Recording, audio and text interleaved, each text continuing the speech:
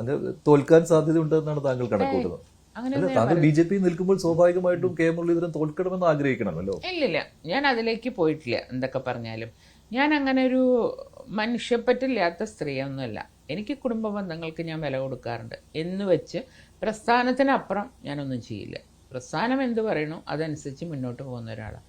പിന്നെ നമ്മൾ രാത്രിയൊക്കെ ഒറ്റയ്ക്ക് ഇരിക്കുമ്പോൾ നമ്മുടെ ഒരു മനസ്സല്ലേ, അതിൽ എന്ത് സംഭവിക്കും എന്നൊരു ആകാംക്ഷ എനിക്കുണ്ടെന്നല്ലാണ്ട് ജയിക്കണമെന്നോ തോക്കണമെന്നോ ഒന്നും ഞാൻ വിചാരിക്കാറില്ല.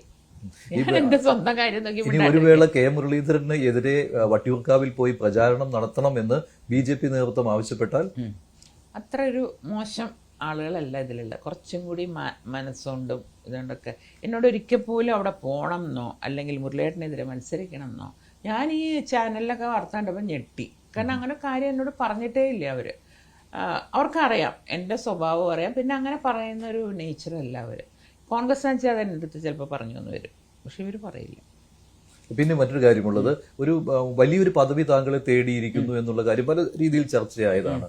അത് അങ്ങനെ ഒരു വലിയ പദവി ഓഫറോ അങ്ങനെ ഒന്നും വന്നില്ലേ ഇതുവരെ? ഞാൻ ഉദ്ദേശിച്ച ഗവർണർ പദവി പോലുമാണ്. അല്ല, എനിക്കറിയില്ല.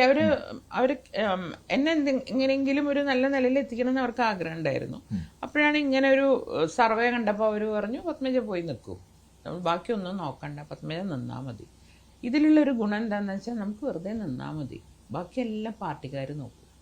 അതാണ് ഇതിൻ്റെ ഏറ്റവും വലിയ. ഞാൻ ഒരു ഇലക്ഷനിൽ ആദ്യമായിട്ടാണ് മനസ്സമ്മാനമായിട്ട് ഞാൻ കിടന്നുറങ്ങണം. ഒന്നും ആലോചിക്കില്ല. അവരെപ്പോഴും പറയുന്ന ഒരു കാര്യം, ചേച്ചിക്ക് ടെൻഷൻ കൊടുക്കരുത് എന്നുള്ളതാണ്. അവരുടെ ആറ്റിറ്റ്യൂഡ് തന്നെ നല്ലതല്ലേ.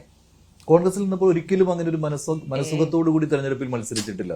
എനിക്കറിയാം ഇപ്പുറത്ത് എന്നെ കുത്താനുള്ളവരാണ്. കാരണം അവർ വേറെ എവിടെയൊക്കെ മീറ്റിംഗ് കൂടി എന്തൊക്കെ ചെയ്തു ഒക്കെ എനിക്കറിയായിരുന്നു. അല്ല, കെ കരുണാകരൻ്റെ ഒരു സംരക്ഷണ വലയം ഉള്ളപ്പോഴും അച്ഛനെ എഴുത്തിയിട്ടില്ല ഇവിടുത്തെ കോൺഗ്രസ്സുകാർ. അപ്പോൾ എന്തായാലും തൃശ്ശൂരിൽ മുൻ പരാജയങ്ങളെ മറികടക്കുന്ന രീതിയിൽ ഇത്തവണ മുന്നേറാൻ കഴിയുമെന്ന് പ്രതീക്ഷിക്കുന്നു. തീർച്ചയായിട്ടും കോൺഗ്രസിലല്ലാത്തതുകൊണ്ട്. പക്ഷെ പിന്നീട് BJPക്കാർ പിന്നിൽ നിന്ന് കുത്തിയെന്ന് പറയാനുള്ള അവസരം ഉണ്ടാകരുത്. ഇല്ല, പറയേണ്ട ആവശ്യം വരില്ല എനിക്ക്. ആസ് ഇറ്റ് ഈസ് ഇതുവരെ അവരൊരു പാരമ്പര്യം അങ്ങനെയല്ല.